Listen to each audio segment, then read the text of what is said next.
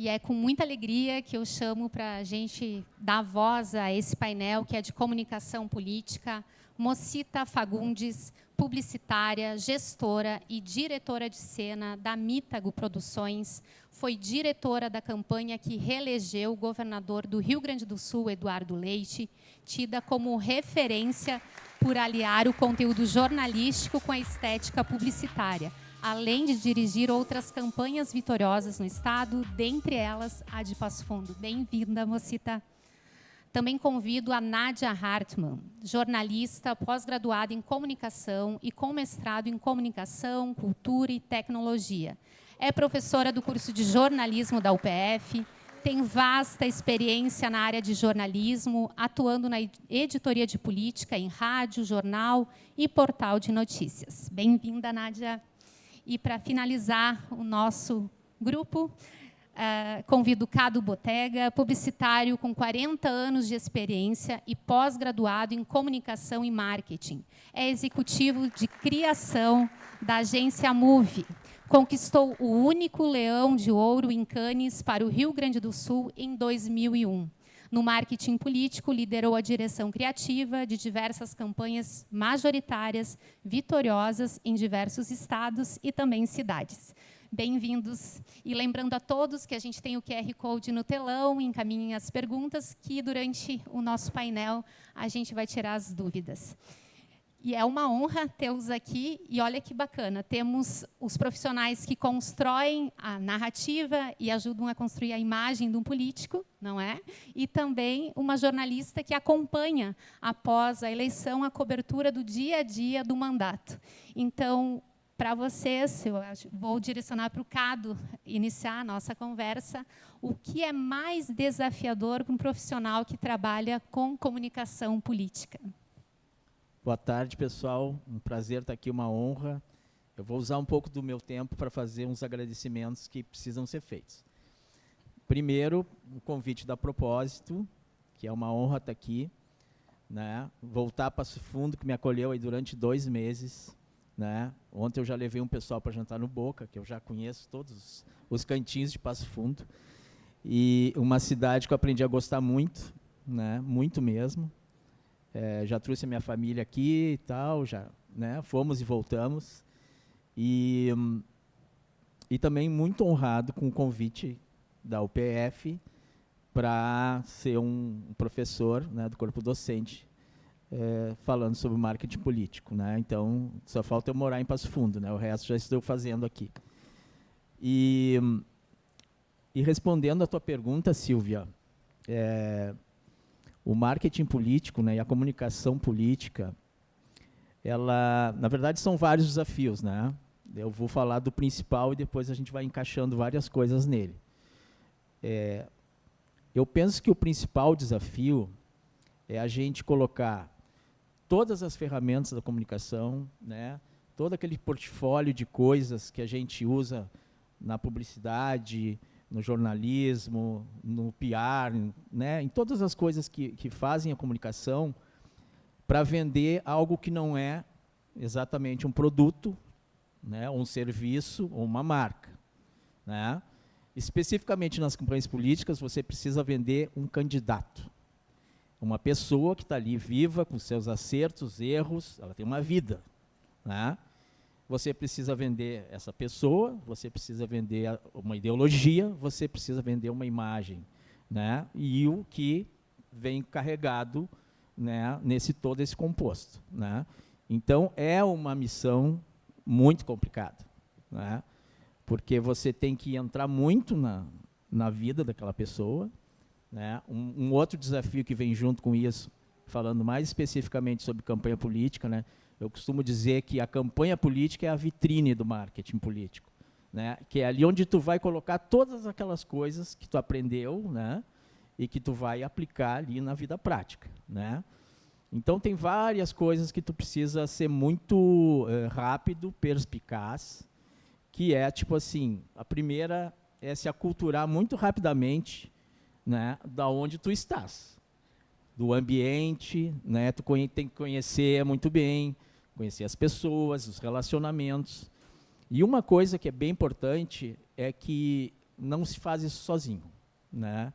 Você vai precisar de ter pessoas no teu redor, vai precisar de uma equipe, muitas vezes tu vai fazer a gestão dessa equipe, né?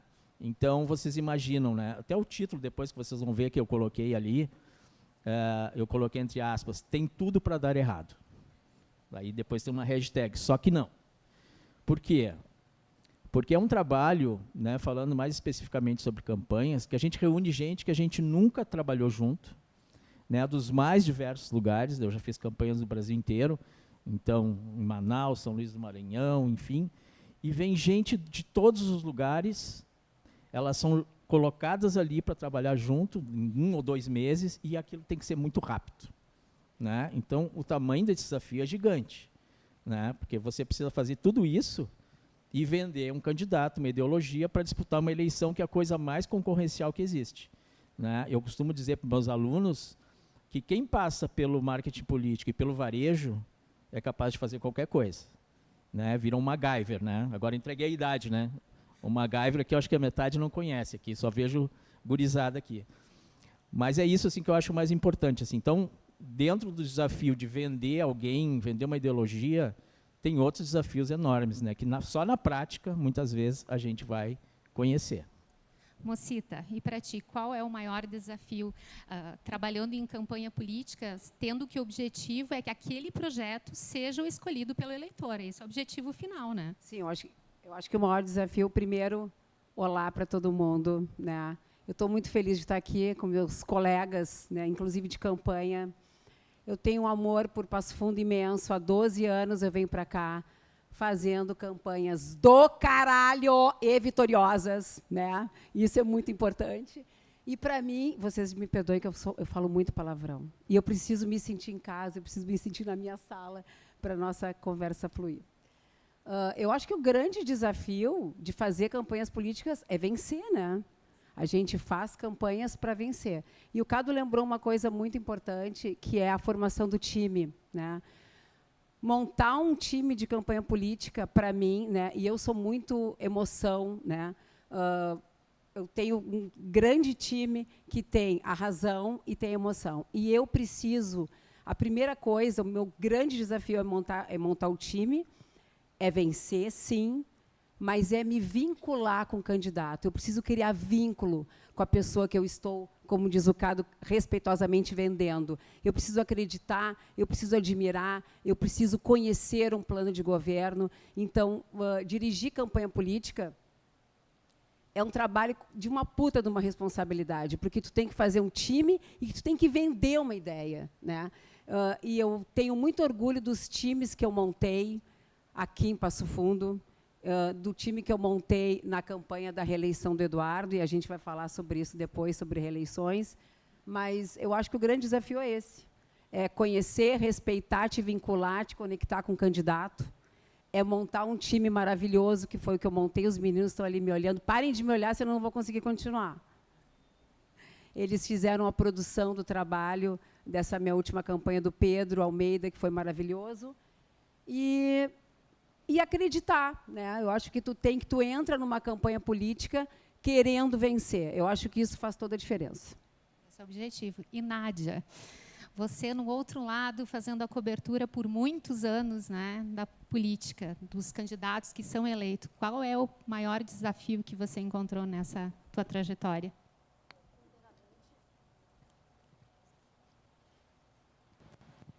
Bom, primeiramente, agora sim, boa tarde, pessoal.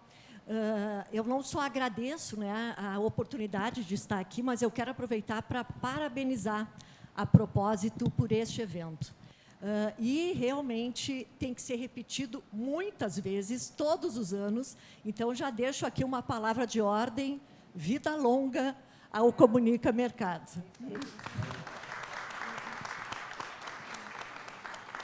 Bem, em relação, Silvia, a atuar no jornalismo político e no jornalismo político opinativo, que é o meu caso, eu poderia dizer que o grande desafio é a pressão que a gente sofre.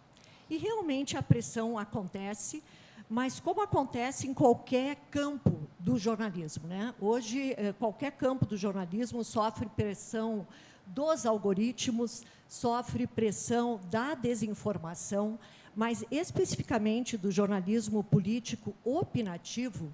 Eu penso que a grande pressão hoje é a gente conseguir qualificar o debate público.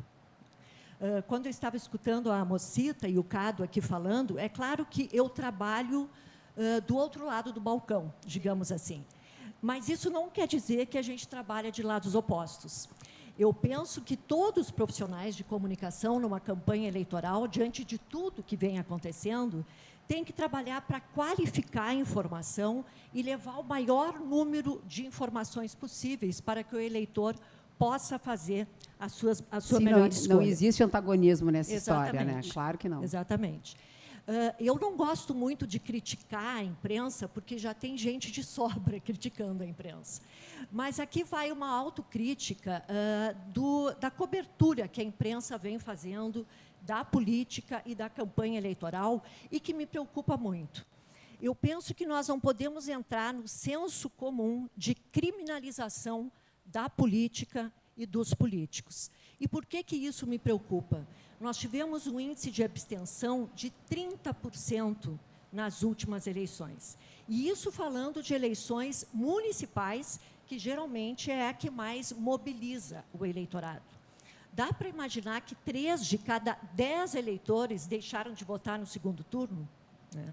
Então, quando eu falo da minha preocupação de não criminalizar a política, eu não estou dizendo aqui que políticos não cometem crimes. Cometem crimes, sim, e crimes graves, mas, por outro lado, eu conheço muito político que encara a política como missão. Então, esse senso comum da generalização, eu penso que é muito perigoso, inclusive, para a democracia. Né? Nós temos que falar, sim, do orçamento secreto, da emenda PIX, do político corrupto, mas nós temos que falar também daquela votação no legislativo da cidade que vai garantir saneamento básico para um bairro inteiro e para toda a população. Né? Nós temos que falar também da emenda que vai vir para a cidade e que vai garantir melhorias na unidade de saúde, nas escolas. Então, é essa a autocrítica que eu faço e, ao mesmo tempo, Silvia, o desafio que eu vejo como jornalista política. Esse é um grande desafio mesmo, né? Eu já ia emendar numa coisa, eu até fiquei curiosa e já quero perguntar. Perfeito. Né? E por que tu acha que esse desinteresse da comunidade foi piorando, na verdade, né? É claro que eu não vou culpar apenas a imprensa aqui, né? Mas eu acho que vem até de uma banalização da política e da própria apatia que isso causou à comunidade em relação às más notícias. As pessoas querem ler boas notícias, querem escutar boas notícias também. Então, eu acho que muito desse desinteresse não é culpa só da imprensa, sem dúvida, mas eu acho que é um pouco da fadiga, né? De uma fadiga de más notícias. E eu acho que isso passa também que muitos governos não sabem fazer um marketing político bem feito. Não é simplesmente fazer campanhas e colocar no ar. É muito diferente disso. Então, se a mensagem não está chegando na população, seja por qualquer meio, é porque o trabalho está sendo mal feito. Então, isso envolve muito mais coisas, né? Muito mais ferramentas, muito mais outros meios do que simplesmente uma campanha. Então, o tema de casa não está sendo bem feito. E isso, quando chega lá na ponta, prejudica, porque a pessoa tem um desconhecimento, ela só vai se interessar por eleição, estamos falando de política, que é o que vai decidir a tua vida.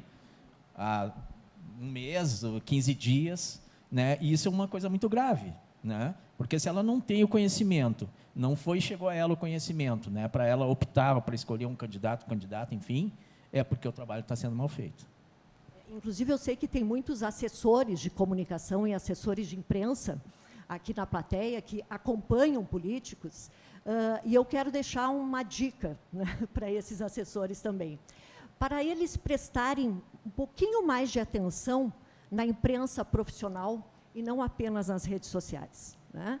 Eu não estou aqui de jeito nenhum amenizando o poder, né, das redes sociais, mas um espaço editorial e não só em campanha eleitoral, né, mas um espaço editorial em qualquer jornal, em qualquer rádio ou emissora de TV, gente, vale ouro, porque a gente está falando de credibilidade.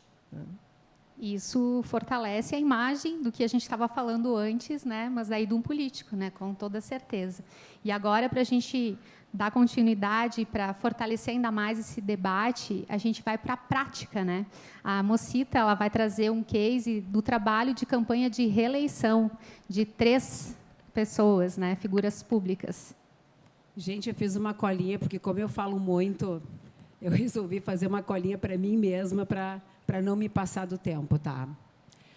Na verdade, toda eleição é um desafio, e a reeleição é um desafio muito maior, porque ela não é uma página em branco, né? O político, o governante, ele já tem um histórico. Falando um pouco da primeira, do meu vínculo com Passo Fundo, que foi a campanha de reeleição do Luciano Azevedo, né? Eu preciso sempre achar o principal ativo, né, que me estimule a criar uma forma, né, estética e trabalhar junto à equipe criativa com conteúdo. E, para mim, ficou muito claro que a campanha do Luciano de reeleição era uma campanha pautada por cases, né? Foi uma campanha das pessoas, né? Tinha muita história boa para contar, tinha muita história de carinho, de envolvimento, de troca, né? E isso, para mim, virou o grande ativo da campanha. O Luciano foi um prefeito que não participou da campanha ativamente, porque ele não se ausentou para fazer campanha, né? Então, a gente tinha um programa de quanto tempo? Acho que quase 10 minutos, né? E o grande ativo que eu achei para fazer a campanha foi contar as histórias das pessoas, né, pelas pessoas, né, trabalhar com os projetos de governo vitoriosos através dos olhos do cidadão. Isso, para mim, ficou muito claro, né?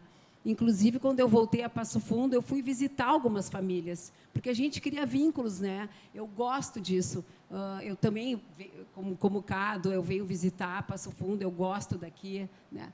A campanha do Pedro de reeleição, diferente do Luciano, o Pedro tem um lado artista, o Pedro é um artista, e eu sempre quis trabalhar isso com leveza e movimento, né?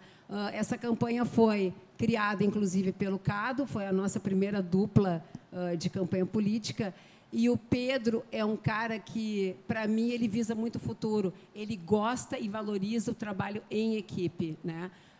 O Pedro também não se ausentou da governança para a gente fazer a campanha, então a gente pegava ele, né, Cado, nos horários do meio-dia, à noite. Foi uma campanha muito bacana de fazer e muito delicada, como eu digo, né? O Pedro é um cara da paz, é um cara apaziguador, não entra em briga, não tem esse perfil, né? E a campanha teve, sim, essa cara mais carinhosa, mais voltada para a cidade. Está aí o Pedro, músico. E é bacana porque ele também sempre se dispôs a estar junto, né, a mostrar esse lado artístico dele na reeleição. Isso deixou ele mais à vontade também. E o Pedro também teve uma coisa importante, né, Cado, a questão do projeto de governo, né? A gente conseguiu, pela forma e pelo conteúdo criativo, tirar essas dúvidas que tinham em relação ao projeto de governo. O Pedro, sim, é uma continuidade de governo do Luciano, e a gente cortou um dobrado para contar essa história, né, Cado? Eu até quero que tu fale sobre isso um pouco, sobre a questão do projeto de governo, que isso foi uma estratégia de criação. E é bem importante, você falou que uma reeleição, né, é um desafio dobrado, né, porque o Luciano, né, lançou o Pedro, né, deu essa oportunidade, foi reconhecido, mas aquela primeira gestão é sempre aquele primeiro impulso, assim, as pessoas estão conhecendo e tal. E aí, depois, para se fortalecer por mais 4 anos, esse foi o nosso desafio agora, né? Então, trabalhar muito esses diferenciais que o Pedro tem, né?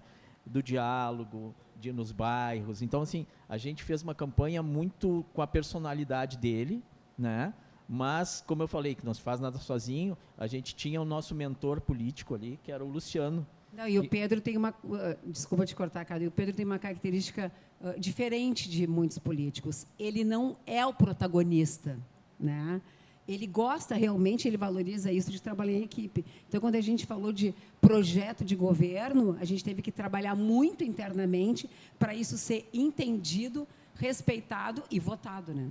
É interessante que, quando a administração é boa, né, quando o político é bom, o cara que é competente, que faz, né, eu vendo a campanha do Luciano, né, que eu não estava aqui fazendo, mas assim, como tinham várias coisas, né, então você podia colocar na campanha esses números, as realizações, e isso seguiu com o Pedro depois, né, então tu tem uma verdade ali que é incontestável, né, então as pessoas olham aquilo ali que parece uma prestação de contas, né, e isso ajuda muito a vender o candidato, né? É que uma eleição não se dá só durante a campanha, né? Exatamente, né? Então isso é bem importante, assim, porque daí o eleitor ele faz uma comparação, né? Diz, pô, mas esse cara fez tudo Não, isso. e a gente tem que ter humildade de nunca, né, desqualificar o oponente, né? E isso internamente na comunicação da campanha falávamos o tempo todo, né, Cado? Sim, a gente trabalhava também com, né? O pessoal falou muito aqui a questão da pesquisa, né?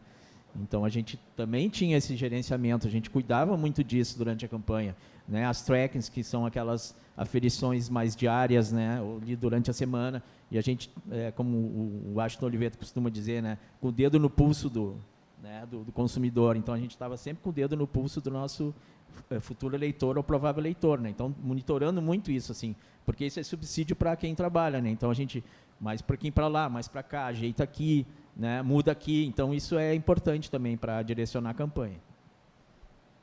Solta o Eduardo. Gente, a reeleição do Eduardo foi um presente para mim, né, como diretora geral, e é muito importante assim, ó, eu falar um pouco das mulheres líderes de campanha, né? Eu estava num time que eram 50 homens e eu, né? E a Tânia Moreira, que não pôde vir hoje. Então, o Eduardo é um líder que dá um absoluto espaço para a gente trabalhar. A nossa campanha de reeleição começou com um problemaço, que é a questão da renúncia dele, né? Ele renunciou. Então, a gente tinha que ter todo um trabalho, não só de imagem, mas de estratégia política, para contar de forma muito verdadeira, muito livre. A gente gravou isso numa sala de uma casa, né, para ficar com esse aspecto íntimo. Então, toda a campanha política ela é forma versus conteúdo, né?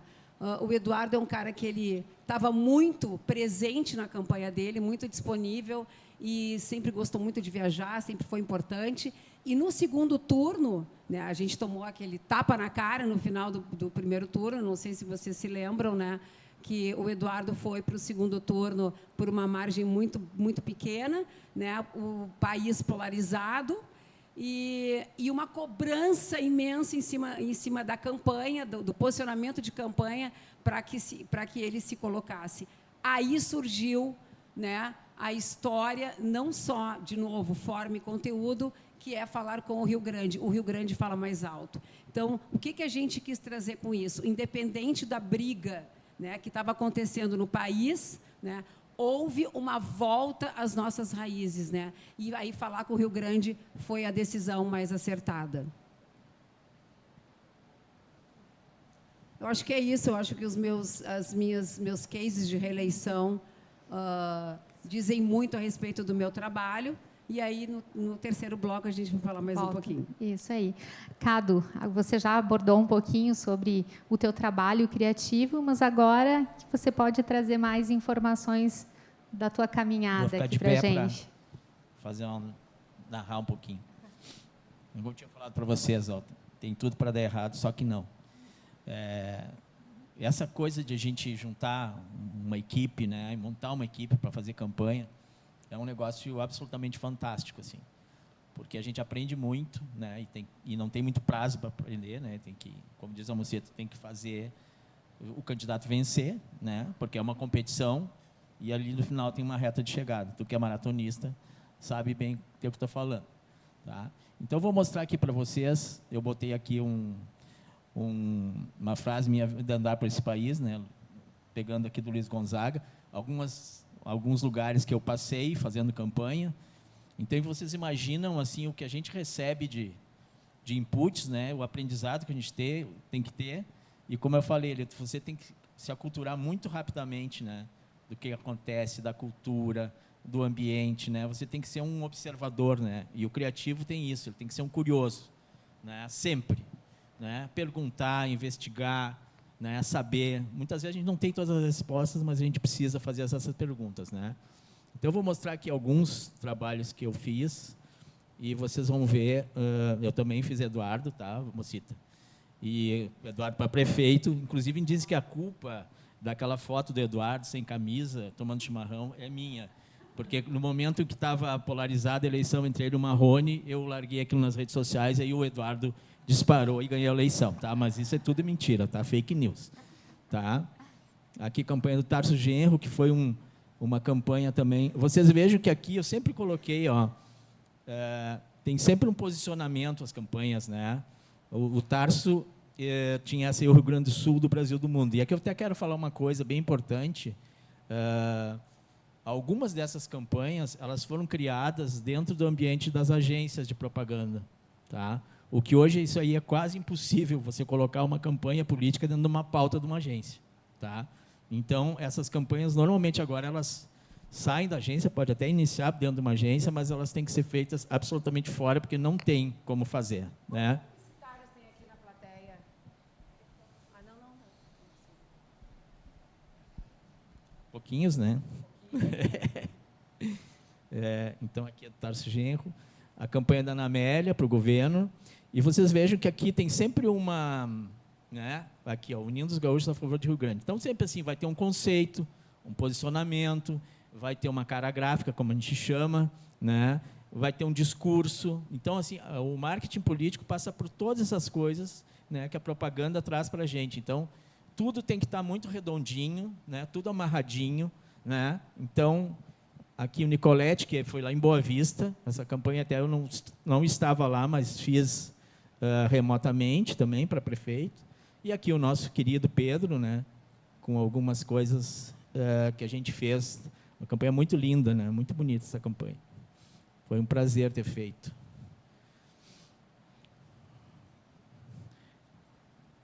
E aqui eu vou chegar no meu case, né, que eu vou falar aqui um pouquinho no final, que foi quando eu fui para o Amazonas fazer a campanha desse rapaz, que era um apresentador de televisão, tá? Que nas primeiras pesquisas, no primeiro turno, ele estava em 5º lugar, então, portanto, um grande azarão. Tá? Esse cara aqui virou em primeiro lugar, já no primeiro turno, né? Competindo com ninguém, nada mais, nada menos do que Eduardo Braga, Omar Aziz, Davi Almeida, Amazonino Mendes. Né? Pode passar o próximo, por favor. Está aqui o Amazonino Mendes, depois eu vou contar uma outra história sobre o Amazonino Mendes, que já não está mais entre nós. Chegou um momento da campanha, né, que o Wilson Lima foi para o segundo turno com o Amazonino Mendes, que lá no Amazonas é considerado um mito, uma lenda. Ele é quase o Padre Cício lá o santo Padre Cício, Padinho Padre Cício. E tinha uma máxima lá que tinha assim: não pode bater no Amazonino Mendes. Todo mundo aqui respeita o Amazonino Mendes, ele é uma lenda, você não pode fazer nada contra ele. Né? Então tinha um negócio que estava escrito lá na parede. Só que quando a campanha começou a ficar muito forte, foi bem no início, assim, aquelas coisas de fake news, né? Começaram a implantar fake news. E o nosso candidato, que na verdade era um cara de TV, era um repórter de rua, né? A gente achou uma brecha na campanha. Isso aqui mudou totalmente a campanha, né? Porque às vezes você tem que achar uma brecha no teu inimigo, no teu concorrente. Tem que saber fazer isso muito bem. E a gente identificou, né, essa brecha, que era a gente recebia muita fake news, muita mentira sobre o nosso candidato, enfim. E aí a gente decidiu materializar de onde vinham essas fake news. E a gente criou esse case, assim, a fábrica de fake news do Amazonino Mendes. Tá? O primeiro movimento que a gente fez foi conseguir na imprensa, vocês estão vendo lá na Veja, uma matéria. Então, aqui, ó, não é jornalismo, tá, gente? Viu, Nath? Jornalismo. Dizendo que o cara tinha uma fábrica de fake news. E aí colocamos lá os processos, botamos tudo. Então, bom, isso aqui já foi a primeira bomba na campanha. As pessoas começavam a olhar a campanha de um jeito diferente. Então, tudo que ia para a TV, né, tanto nos programas como nos comerciais, que assim, isso aí eu acho que é fake news. Entende? Então, aqui, ó, a adesão à campanha começou a cair violentamente. Tá? E aí, além disso, né, que foi uma grande sacada de quem estava lá trabalhando comigo, nós assim, tá, mas nós precisamos mostrar essa fake news, nós precisamos mostrar essa fábrica de fake news. Mas como é que a gente faz isso? Não, vamos fazer na real. Pode passar ali o próximo.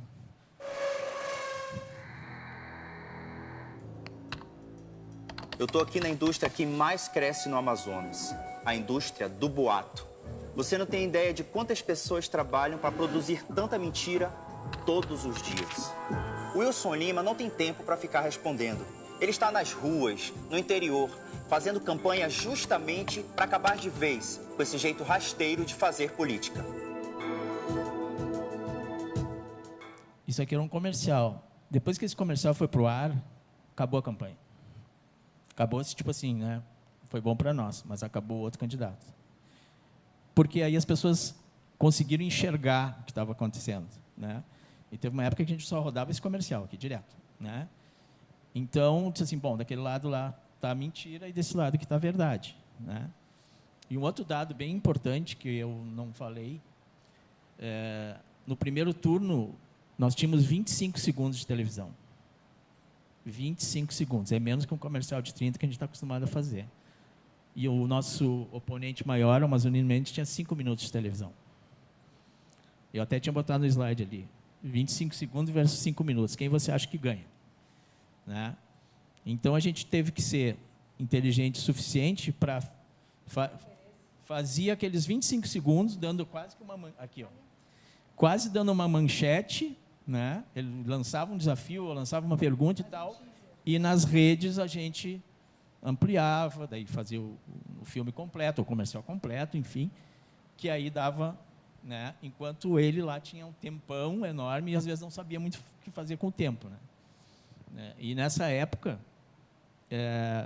no marketing do Amazonino Mendes, estava um grande conhecido de vocês, principalmente da área do jornalismo, que é o Martinelli, né? O Marcos Martinelli, que depois me convidou para trabalhar com ele em outras várias campanhas, a gente ficou super, super amigo, assim. Mas ele sempre diz assim, aquela vez tu me derrotou lá no Amazonas, né? E ele era um cara que fazia campanhas lá há muito tempo, e hoje é um grande amigo, e a gente já trilhou aí várias campanhas. Mas é bem importante a gente falar isso, porque no marketing político é justamente isso que eu estava falando. Você tem que exercer ali, pegar todas as ferramentas, todos os conhecimentos que tu tem e aí aplicar, né, que seja uma campanha, né, enfim, algo que trate do tema, né? Então, eu trouxe esse case aí porque ele é um case muito, muito importante, porque ele, justamente, ele acelerou assim, as grandes diferenças que tinham entre um e outro candidato, mas de um jeito altamente criativo, né? Então, isso também é importante, né? E eu, que sou da área de criação, pude praticar numa campanha política tudo que eu aprendi, tudo que eu gosto de fazer. Então, eu acho que esse é bem um case bem interessante. E fazer dela vencedora, né? E fazer dela vencedora. Eu até brincava assim, eu não saí lá de Porto Alegre para perder aqui no Amazonas. Eu sempre dizia para a minha equipe, nós vamos vencer, nós vamos vencer. E aí aconteceu, foi muito bacana. Tanto que depois o Wilson Lima conseguiu a reeleição, não fui eu mais que fiz, e aí deixa eu só terminar. E na outra eleição, quem convidou-me para trabalhar foi o oponente. Daí fui fazer campanha para o Amazonino Mendes. Né? Foi. E aí, qual foi o resultado? Só que ele já estava muito, muito adoentado, né? O ritmo de campanha para ele já não... Inclusive, ele colocou o vice dele, candidato a vice, para fazer campanha e não deu muito certo. Então, inclusive, a minha equipe saiu já antes do primeiro turno terminar, porque a campanha foi se esvaziando muito, porque ele já estava muito doente, não tinha ritmo de campanha mais. E aí ele acabou até meio que desistindo, assim, na verdade, né? E aí o Wilson Lima se reelegeu muito facilmente. Obrigado, pessoal. A gente que agradece, Cado. Nádia, nessa caminhada no jornalismo, na cobertura do jornalismo político, quais foram as coberturas que te marcaram? Bom, antes de falar do meu case, eu estava ouvindo eles, eu estou vendo que eu estou com futuros diretores de campanha do Eduardo Leite para a presidência da República. Então, Daniel, tu já me passa o contato dos dois, que eu vou ligar semana sim, semana não, até que essa campanha seja lançada. Tu sabe que eu, semana passada, encontrei o Gabriel, porque eu também, né, a gente vai circulando e vai criando, vai fazendo esses relacionamentos. Encontrei o Gabriel, vice-governador, e ele me disse assim, aí, Mocita, preparada para mais uma campanha? Aí eu disse assim, para mais uma não, para 2. Já tem a resposta. Ó, o spoiler aí. Bem, gente, vocês vão ver, acho que agora nas fotos aqui do telão, que case de sucesso para jornalista é perrengue. E é perrengue de preferência com gás lacrimogênio, não é? Inclusive, nessa cobertura, o Felipe, que está aqui, que foi meu aluno, meu estagiário, me acompanhou nessa cobertura, e eu trouxe ela como um case de sucesso, que é claro que não teve nada de sucesso, mas porque ela foi muito emblemática para mim como jornalista, porque me revelou algo que eu já vinha sentindo sinais, mas eu não tinha ideia da proporção, né? Quem não identificou ainda foi quando a caravana do Lula, em março de 2018, tentou entrar aqui em Passo Fundo e acabou sendo barrada, né? Então, eu nem vou entrar no mérito aqui, se a caravana tinha que ter entrado ou não, ou mesmo se quem estava certo ou errado, né? Então, é claro que eu e Felipe choramos muito com o lacrimogênio, não é, Felipe? Mas eu trouxe ela justamente porque, digamos assim, foi o primeiro insight que eu tive da polarização que ia tomar conta do país. Isso lá em março de 2018. Então, é claro que eu me preparei muito, porque eu queria entrevistar o Lula, até porque ele estava prestes a ser preso, tanto que ele foi preso um mês depois. Eu já tinha entrevistado o FHC, o Temer, a Dilma, e o Lula faltava no meu currículo, né? Então, eu vim preparada para isso. E logo que eu cheguei neste local aqui, que é um dos trevos de acesso aqui da cidade, eu já estranhei, porque, ao invés de encontrar militantes do PT, eu encontrei muitos produtores rurais aqui da região. A maioria, inclusive, conhecidos, porque eu, além de cobrir a política, eu também cubro o agro. É claro que a minha pauta mudou nesse mesmo instante, e eu comecei a fazer entrevistas, e o que me chamou muita atenção foi o ódio, né? O ódio dos dois lados, inclusive, né? E é claro que eu não estou falando aqui de acirramento, porque acirramento na política existe desde que o mundo é mundo, até porque a disputa pelo poder existe desde que o mundo é mundo, né? Eu mesma já fui várias vezes vítima desse acirramento, e, Mocita, no interior a coisa é muito mais passional, digamos assim. Eu me lembro um dia que, depois de eu mediar um debate eleitoral, eu resolvi dar uma caminhada na avenida para dar uma espairada, né? E aí eu vi que tinha uma Kombi cheia de cabos eleitorais me acompanhando e um carro de som, e começou a gritar que eu era vendida, e atirando moedas ainda. Imagina a cena, né, na avenida, porque durante o debate eleitoral eu tinha dado direito de resposta para um candidato, e eles entenderam que eu havia beneficiado esse candidato, quando todo mundo sabe que não é o mediador que decide isso. Mas, então, o que eu vi não foi acirramento, foi um clima bélico mesmo, foi um clima de guerra, digamos assim, né? E não só pelo gás lacrimogênio, mas pelas entrevistas que eu vi, né? Então, realmente revelou, é claro que ia piorar muito mais depois, né? E essa polarização, ela foi tão emblemática, porque eu acredito que mudou a história do país, mudou a história da política e mudou a forma da gente fazer jornalismo, né? Então, por isso que eu trouxe esse case, né, para falar um pouquinho não só da pressão de fazer jornalismo político, mas principalmente também dos insights que a gente tem que ter sobre o que está acontecendo, né, sobre esse contexto. E, nesse sentido, qual é o papel da imprensa, Nádia? O papel da imprensa é justamente não alimentar essa polarização, né? E que, ao mesmo tempo, é claro que é um grande desafio, né? Porque hoje já virou esporte no país, né? Todo mundo tem o seu político de estimação e o seu lado de estimação, mas o papel da imprensa é não alimentar essa polarização, sem dúvida. Ótimo. Para quem trabalha em política agora, a gente vai para o modo de fazer, se é que existe um modo de fazer, uma receita para quem trabalha com política. Quais as estratégias que são eficazes para manter essa fidelidade com o eleitor e fazer com que o político seja reeleito, né, nas campanhas? Mocita.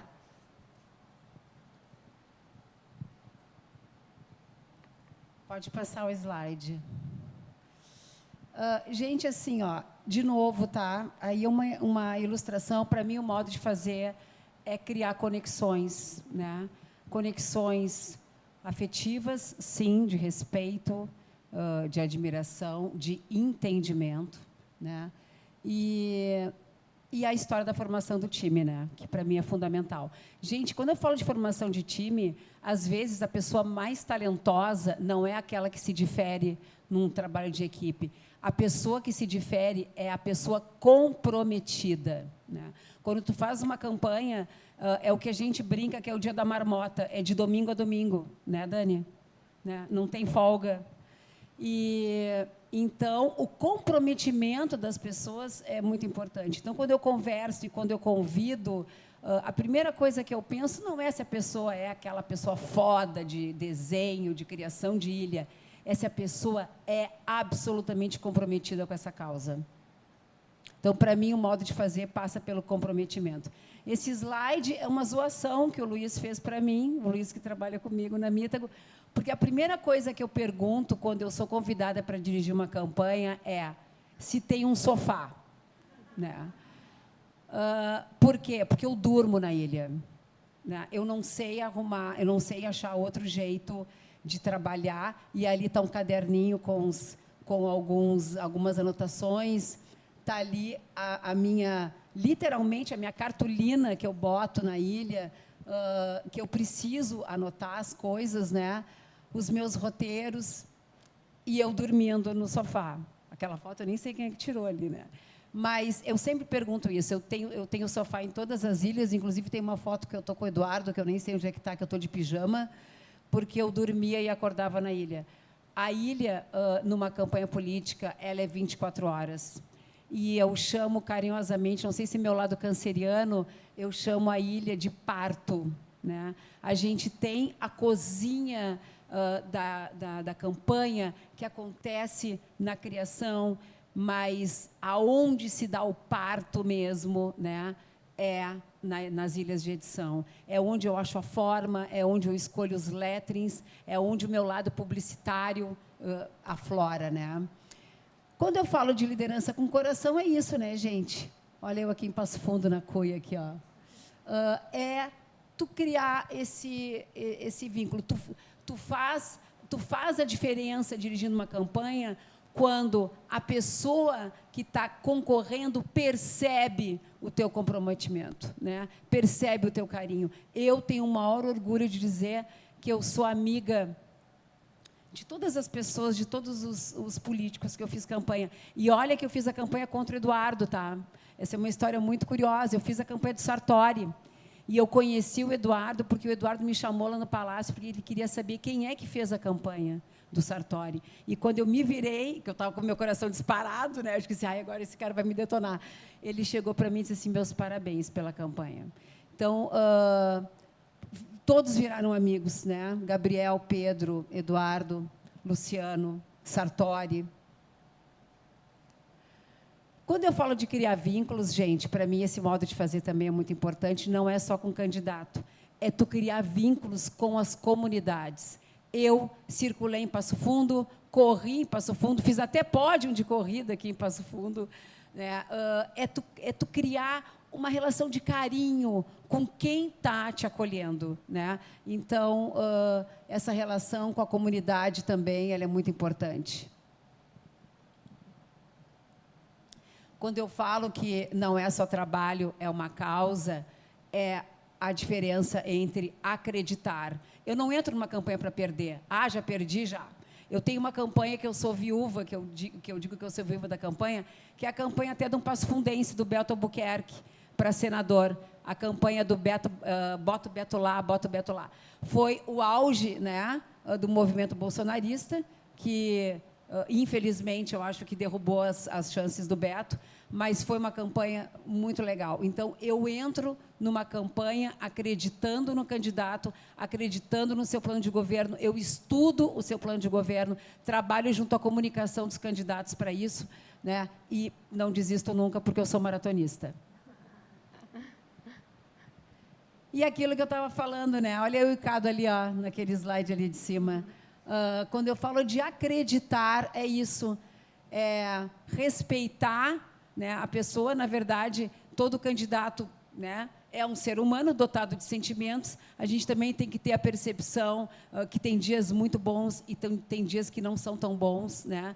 E a gente tem uma campanha para botar no ar. Por isso a história do sofá, por isso a história dos afetos, por isso a história do acreditar, que para mim é muito importante. E tesão, né, gente? Tesão move o mundo. Tesão move as minhas campanhas, né? Aquela foto, inclusive, da esquerda, é eu dizendo para o Eduardo, vamos, Eduardo! Porque estava um frio de menos 2 graus e eu não deixei ele botar o casaco. Eu digo, não, tu vai botar um suéterzinho, porque eu não quero tu todo enfronhado num casaco pesado, né? E é isso aí, gente. É fazer as coisas com tesão. Isso faz toda a diferença.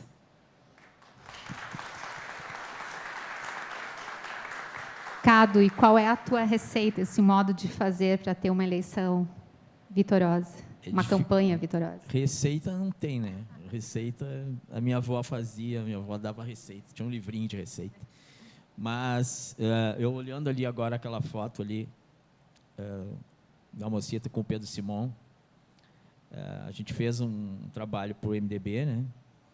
E eu me lembro que eu criei um dos vídeos, eram Pedro Simon, o Germano Rigoto e o Sartori, sentados na Praça da Matriz. Aí tinha todo tá aí, né?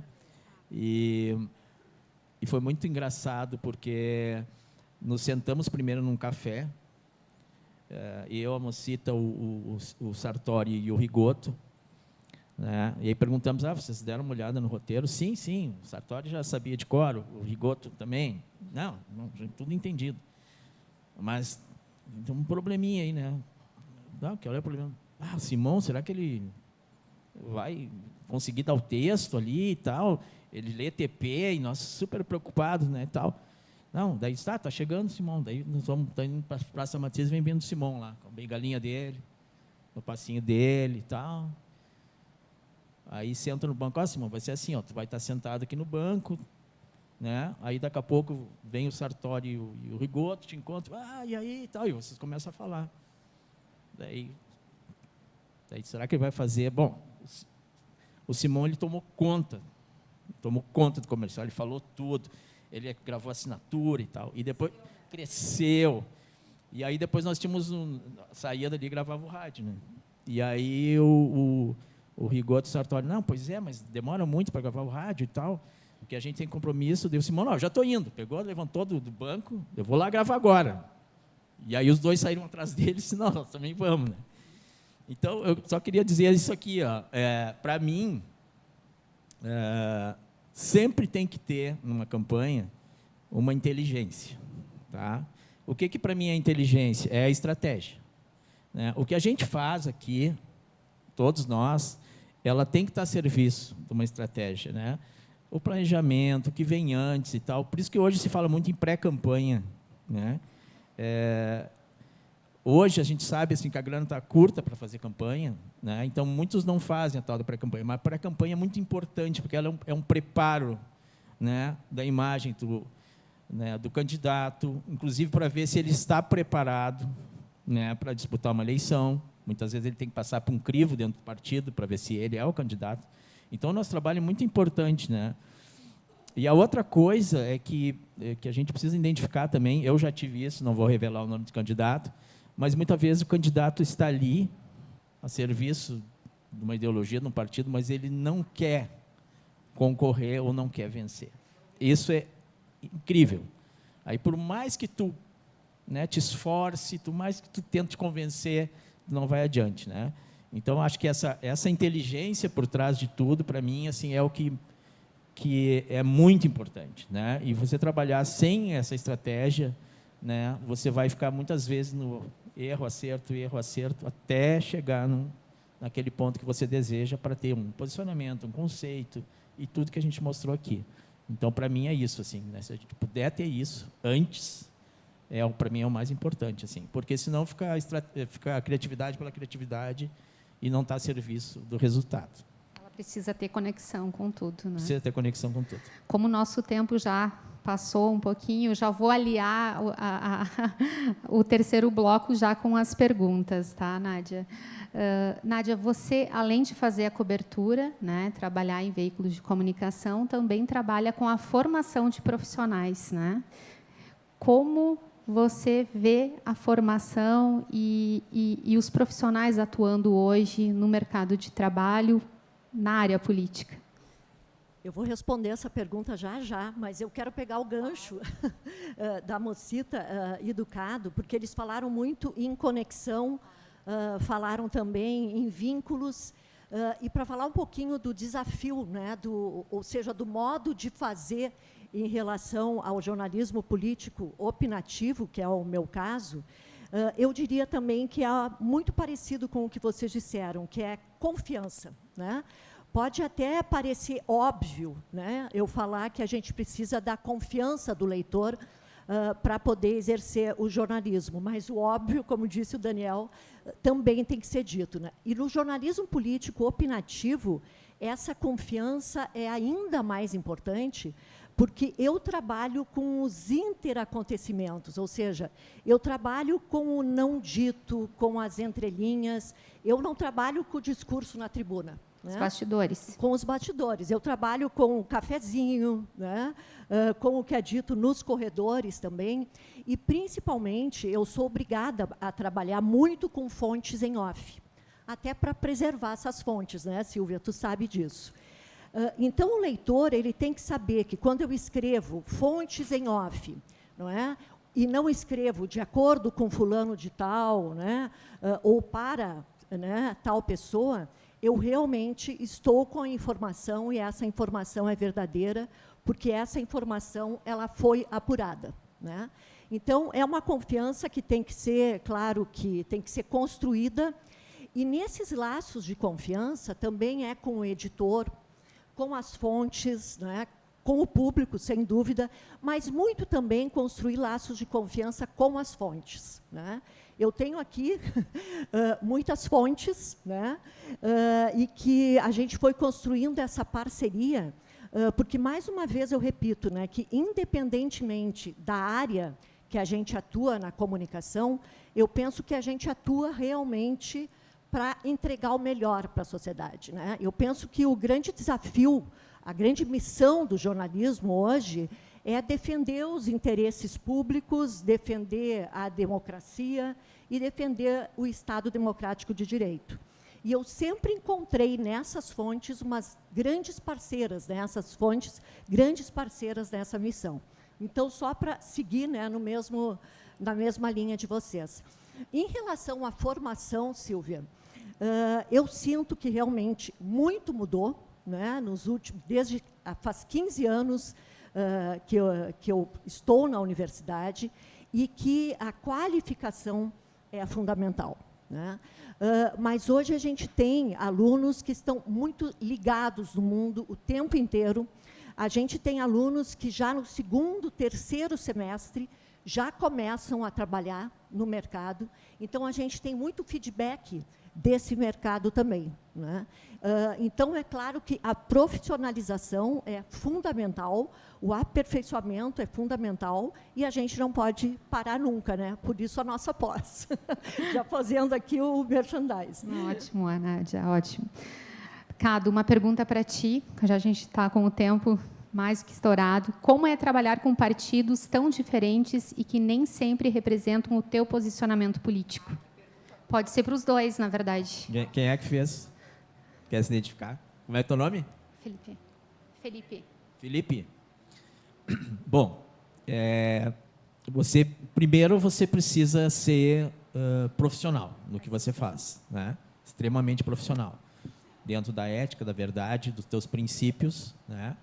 Mas eu acredito que trabalhar com essa diversidade, né, sem ser muitas vezes a tua ideologia ou a tua crença, é muito importante, né?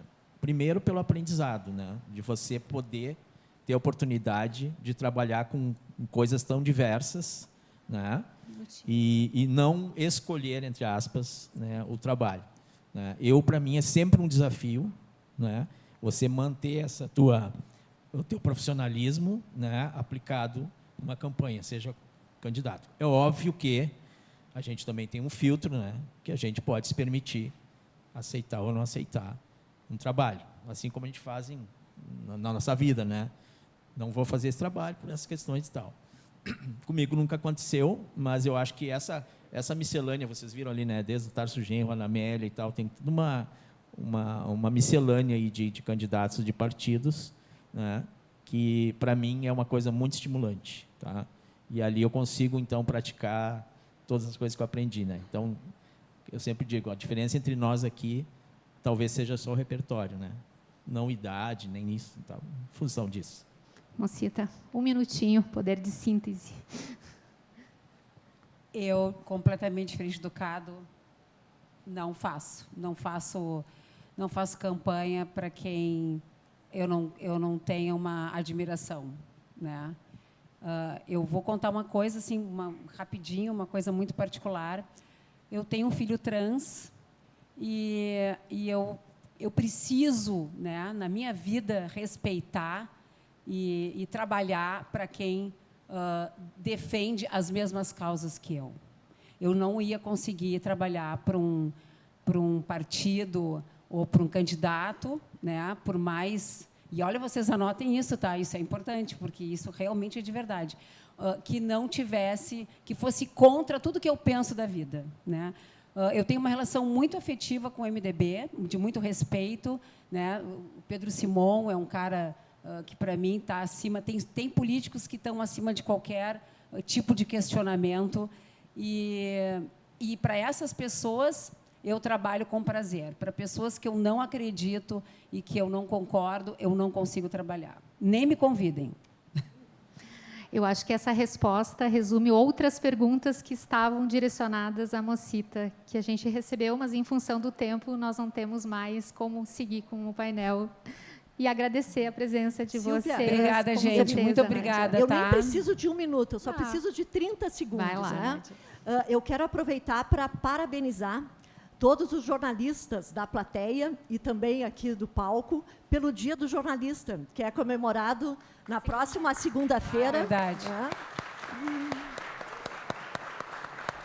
E, gente, que ótima forma de comemorarmos o Dia do Jornalista, todos juntos e falando sobre comunicação. E obrigada, tá, gente, por me receberem. Eu não estou acostumada com esse papel, tá? Eu acho esse papel de uma formalidade que não combina comigo. Meu negócio é atrás das câmeras, mas esse convite foi, né, irrecusável. Tá? Obrigada. Em nome da Propósito, a gente quer agradecer de coração a presença de vocês, Nádia, Cado e Mocita.